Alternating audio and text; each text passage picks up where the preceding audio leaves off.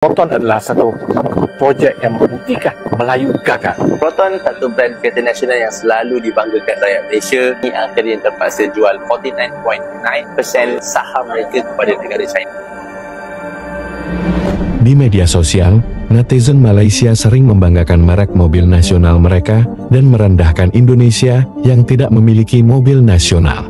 Padahal, banyak aset kebanggaan Melayu Malaysia yang ternyata sudah dijual dan dimiliki oleh bangsa asing. Salah satunya adalah Proton. Warga Melayu merasa kecewa setelah banyak aset Bumi Putra dijual oleh pemerintah kepada pihak asing. Tidak hanya Proton yang kini dikuasai oleh non-Bumi Putra. Sebelumnya Menara Kuala Lumpur juga telah dijual ke negara asing. Proton, kereta nasional yang tergadai. Proton, satu brand kereta nasional yang selalu dibanggakan rakyat Malaysia sebagai satu simbol kejayaan negara, especially waktu zaman pemerintahan Tun Dr. Mahathir Mohamad. Kini akhirnya terpaksa jual 49.9% saham mereka kepada negara China.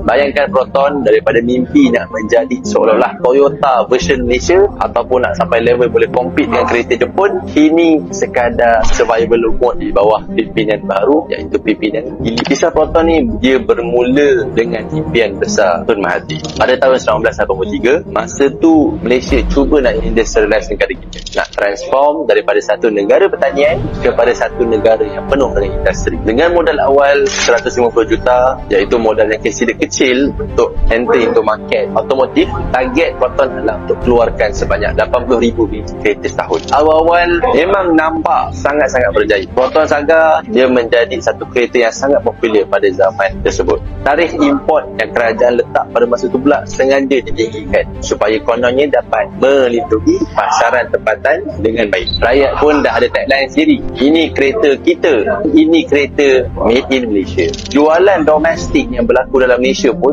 didominasi Proton sehingga memegang hampir 70% of the market share. Tapi di sebalik kejayaan ada satu masalah fundamental yang lebih serius. Pertama, Proton sebenarnya terlampau bergantung kepada teknologi yang dikeluarkan oleh Mitsubishi. Kedua, sebenarnya R&D Proton dia belum cukup power untuk bersaing di peringkat global. Ketiga, quality control Proton masih jauh ketinggalan dengan international standard. Puncak kegemilangan Proton ni pada era 90-an, everyone excited apabila Proton dia beli Lotus Cars daripada Proton bayar 40 million pound sterling supaya kononnya boleh level up dia lagi to become a global player. End up sebenarnya acquisition yang kononnya pada peringkat awal dibanggakan menjadi satu masalah besar bagi Proton dan menjadi satu beban besar di mana Lotus terus rugi years after years. Jadi macam satu beban yang Proton yang kena tanggung pula company yang baru dibeli. Pada tahun 2000-an cabaran makin besar apabila pasaran ASEAN dah dibuka. Tarikh import pun dah mula kurang. Perodua dulu yang bukan anak emas Malaysia, yang seolah-olah macam adik Proton, dah jadi pesaing yang lebih hebat dengan model yang lebih compact. Toyota, Honda pula masuk Malaysia dan menjadi satu brand yang sangat agresif expanding ke dalam Malaysia. Kerajaan sampai level terpaksa bail out beberapa kali dan antara bail out yang berlaku apabila sejumlah 1.3 bilion ringgit of injection pada tahun 2007 dan sebanyak 1.5 bilion ringgit berlaku pada tahun 2012. Tapi jualan terus merosot daripada boleh jual 150,000 unit of cars setahun turun drop sampai boleh jual hanya 70,000 unit. Akhirnya satu keputusan berlaku pada tahun 2017 sangat-sangat kontroversial dan sangat-sangat mengejutkan rakyat Malaysia apabila Proton jual 49.9% saham mereka kepada Gili. So nilai deal 460.3 million. So kereta nasional kita dengan nama Proton sebenarnya sekarang berada bawah kawalan China. Kini Proton dalam dilema identity, model seperti X50, X70 basically sebenarnya kereta Gili saja, dia hanya tukar logo dan bawa masuk dalam Malaysia. Market share sebenarnya pulih kepada lebih 20% recovery, tapi sebenarnya Malaysia membeli teknologi China yang di rebatch semula. Aku nak cerita tentang contoh Melayu gagal.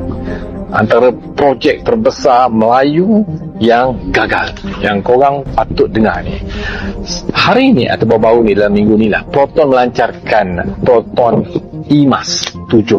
IMAS 7 ni kereta elektrik yang pertama. Ramai seronok orang Malaysia menyambut. Betul, hebatlah juga kan keretanya. Tapi sedar atau tidak korang bahawa Proton adalah satu projek yang membuktikan Melayu gagal daripada zaman sebelum ni lah aku cerita sekejap sebelum ni. Sebab dulu Proton ni di Malaysia pun, tapi hari ini dimiliki oleh company Geely.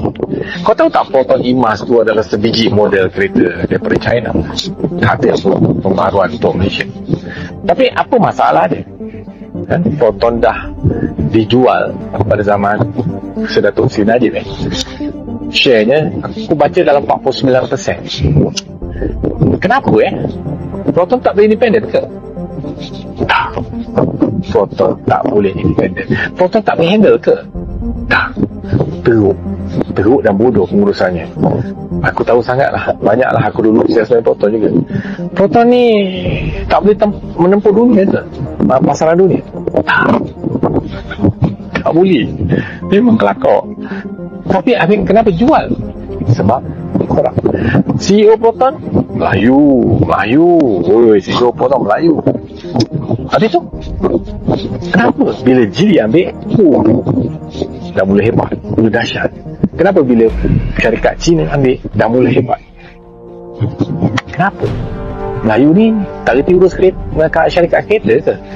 Tak. Sebenarnya tak. Kita perasan je. Kita dibuai mimpi. Konon-konon kita masih elok.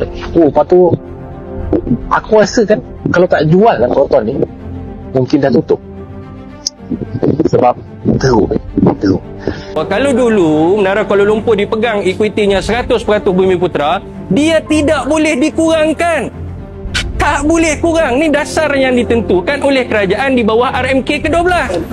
Bismillahirrahmanirrahim. Assalamualaikum warahmatullahi wabarakatuh. Tachahau, Wanakem. Terima kasih kepada rakan media yang hadir pada hari ini. Sebelum tu saya ingin maklumkan di sini tujuan saya akan membuat laporan polis sekejap lagi adalah kerana intimidasi undang-undang yang dikenakan ke atas diri saya. Pada esok saya akan dipanggil ke Ibu Pejabat Suruhanjaya Komunikasi dan Multimedia di Cyberjaya, rentetan isu Menara Kuala Lumpur. Ingin saya jelaskan di sini sebagai Ketua Penerangan Parti Peribumi Bersatu Malaysia bahagian Hulu Langat, saya berhak untuk mengkritik dasar-dasar kerajaan. Dalam kes Menara Kuala Lumpur, saya merujuk pada dasar Jaringan Keselamatan Equity Negara ESN bagi melindungi pegangan equity Bumiputera. Pada 4 April 2025, laman Sesawang Malaysia Today telah mendedahkan beberapa dokumen yang menunjukkan bahawa pada September 2022, Perdana Menteri dengan sokongan daripada Menteri di Jabatan Perdana Menteri Al-Ehwal telah meluluskan penstrukturan semula MKLSB, iaitu anak syarikat milik EM Berhad, yang mana pegangan sahamnya seharusnya dimiliki sepenuhnya 100% oleh syarikat milik Bumiputera. Dan sehubungan itu, konsesi kali yang ketiga diberikan kepada Hydroshop Sdn Bhd, sebuah syarikat milik penuh Bumiputera. Walau bagaimanapun, pada 29 Mei 2024, Kementerian Komunikasi Multimedia telah mengumumkan bahawa konsesi yang ketiga tidak akan diberikan kepada HSB, iaitu Hydroshop Sdn Bhd. Sebaliknya diserahkan kepada anak syarikat Lim Siong Hai. Dan terdapat beberapa ketidakpatuhan dan kecacatan dalam proses pemberian konsesi ini. Iaitu yang pertama, pada waktu pembidaan anak syarikat tersebut, iaitu LSH Service Master Sdn Bhd, LSHSM, belum lagi ditubuhkan. Yang kedua, semasa pembidaan, LSHSM tidak memenuhi syarat sebagai syarikat milik Bumiputera. Manakala syarikat perantara yang digunakan oleh LSH untuk memiliki LSHSM, iaitu LSH Best Builders Sdn Bhd, juga bukan syarikat Bumiputera. Hanya selepas konsesi diberikan, barulah LSHSM menjadi syarikat dengan pemilikan equity Bumiputera sebanyak 30%. Dan yang seterusnya adalah pemilikan 30% ini bercanggah dengan dasar kerajaan yang menetapkan bahawa mana-mana syarikat kerajaan yang memiliki aset sasaran penting. Untuk pengetahuan, Menara Kuala Lumpur dikategorikan sebagai aset strategik SPU 2, sasaran penting utama kedua, kerana di atas Menara Kuala Lumpur tu dia ada aset-aset risikan dan aset rahsia yang dimiliki oleh PDRM dan juga ATM dan juga MKN atas sekali. Yang tu saya masa saya di kementerian dululah saya dimaklumkan. Bagaimana pendapatmu mengenai ini, Sob? Tulis di komentar.